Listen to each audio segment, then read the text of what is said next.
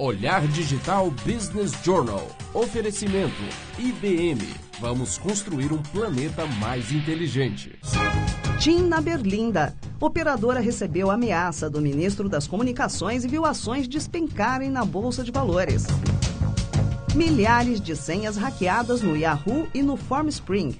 E o vazamento atingiu também o Gmail e o Hotmail. A crise da Nokia deve se aprofundar no segundo semestre e o site de compras coletivas Groupon também não tem trégua na maré de más notícias.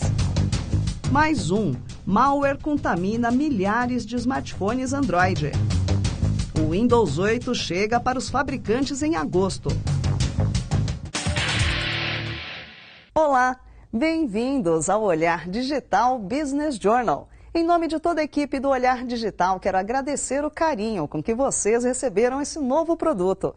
Tão importante quanto as notícias do mundo da tecnologia são as participações e opiniões de todos vocês que convivem conosco na comunidade Olhar Digital.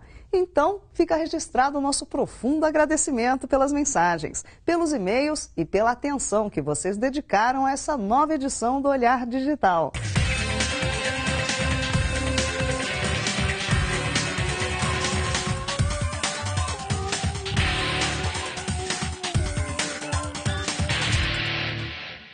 A semana termina com grande pressão sobre a operadora TIM.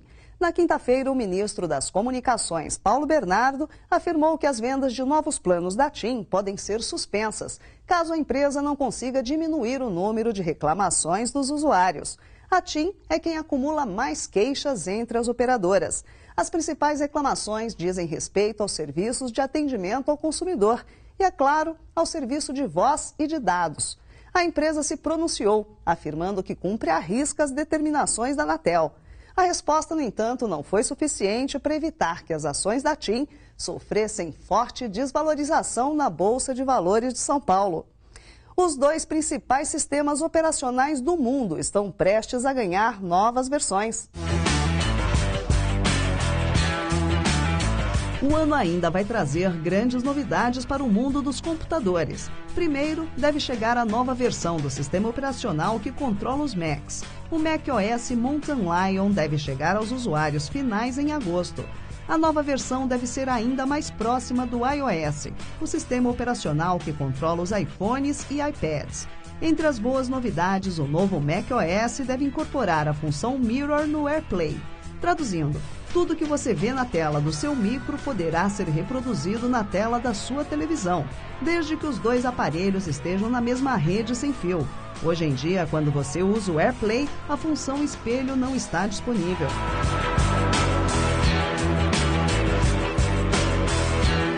Também em agosto chega o Windows 8, só que não para os consumidores, apenas para os fabricantes. A previsão da Microsoft é que o novo sistema operacional comece a ser entregue para os produtores de PCs já no mês de agosto.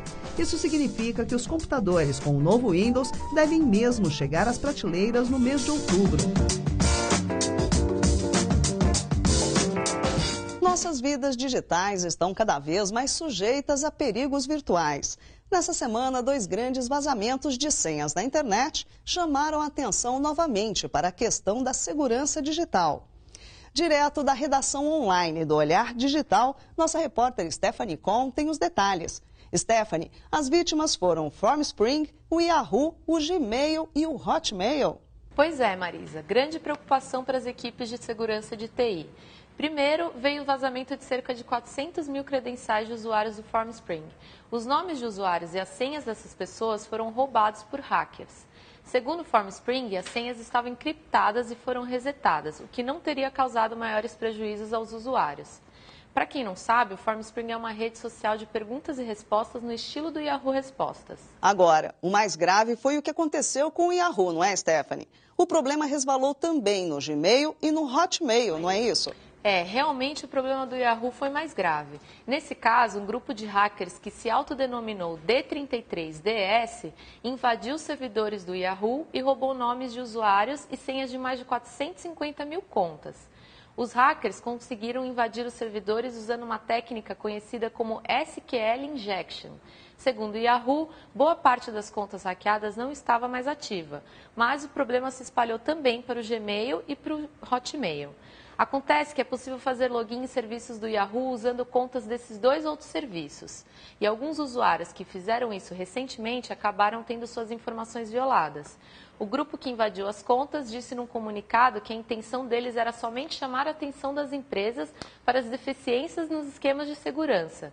Pelo sim, pelo não, o Google avisou que resetou as senhas das contas que foram violadas. Segurança virtual, um tema que é cada vez mais decisivo. Obrigada, Stephanie. Quem quiser conferir se teve a conta do Yahoo envolvida nesse vazamento, pode usar o link que colocamos logo abaixo desse vídeo. Não custa prevenir. Se a sua conta estiver na lista, o melhor é mudar a senha o mais rapidamente possível. Ainda no tema segurança. Essa semana, cerca de 100 mil smartphones Android foram infectados por um malware que estava disfarçado sob os jogos Super Mario e GTA 3 Moscou.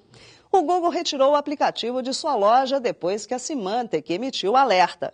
O detalhe é que o malware já estava por lá desde o dia 24 de junho, mais de 2 semanas no ar. A safra de más notícias parece não ter fim para a Nokia. O mercado espera que a empresa finlandesa tenha números ainda mais negativos nesse segundo semestre.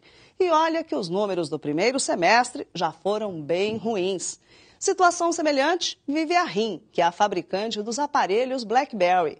Essa semana a empresa anunciou que seu novo sistema operacional, que tinha previsão de lançamento para esse ano, vai ficar para o ano que vem, o que aumentou o nível de insegurança em relação ao futuro da empresa.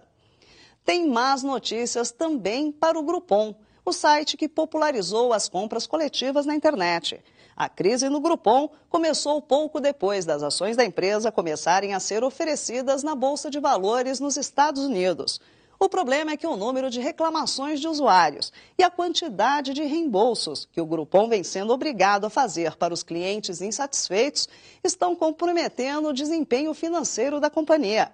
Já tem críticos que até dizem que o modelo de negócio do Groupon, ou seja, as compras coletivas na internet, é um modelo fadado ao desaparecimento. Empresas em crise, executivos sob pressão. Essa semana nós recebemos Silvio Celestino, coach especialista no desenvolvimento de líderes, para falar a respeito desse tema. Obrigada, Silvio, pela sua presença. Quando as coisas não vão bem na empresa, como é o caso da Nokia, da RIM e do Groupon, o que os executivos, os funcionários, podem e devem fazer? Eu diria que 2 coisas são importantes. Primeiro, o líder, infelizmente, no momento de crise, ele tem que ser coercivo, ou seja, ele precisa ser uma pessoa que tem que tomar decisões, por vezes impopulares, por vezes muito duras, mas ele tem que agir rápido. Então, nesse sentido, a resposta dele coerciva é importante. É-se recomendado, né? Recomenda-se que, num momento de crise, o líder seja coercivo.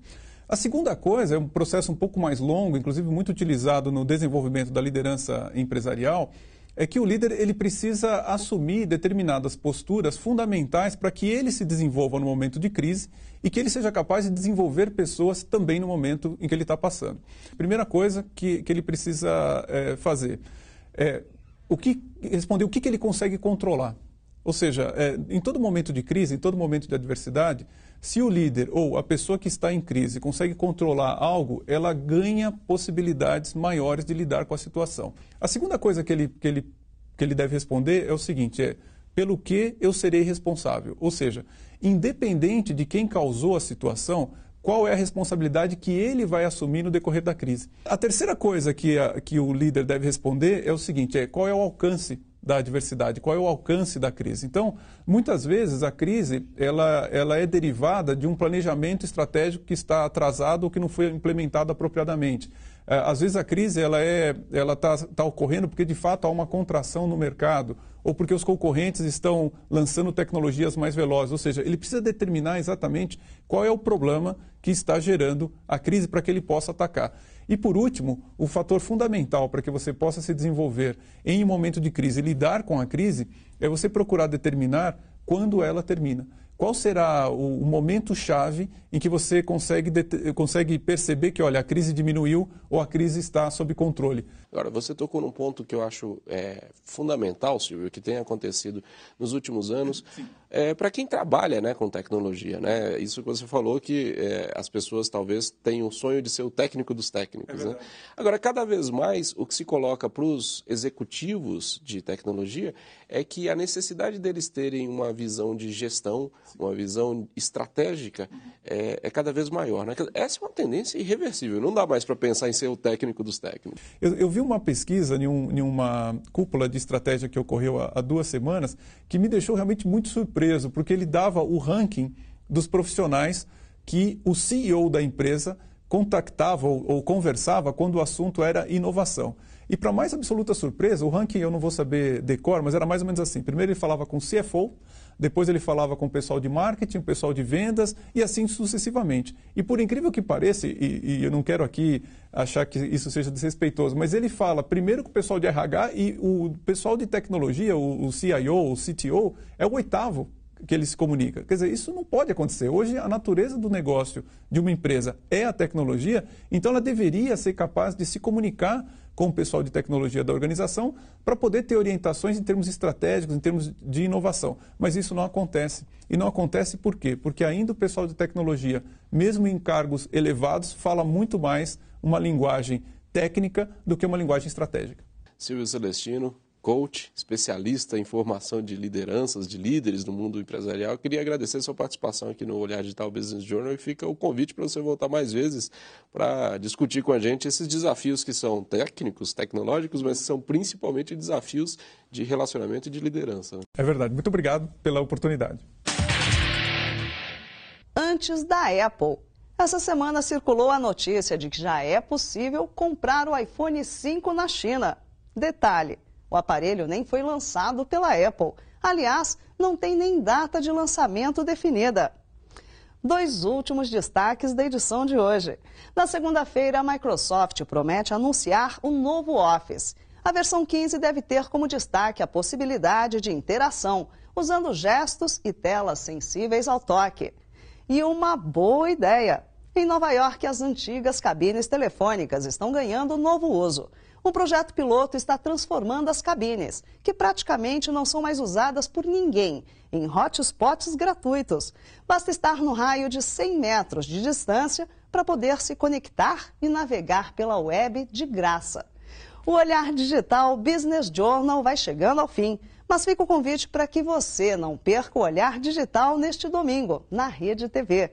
Essa semana iniciamos uma série de reportagens especiais que vão mostrar como Londres se preparou para receber os Jogos Olímpicos.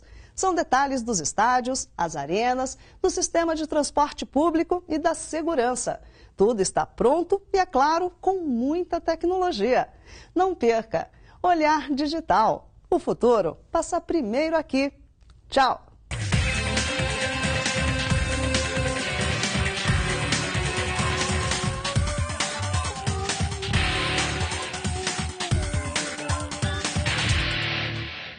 Olhar Digital Business Journal. Oferecimento IBM.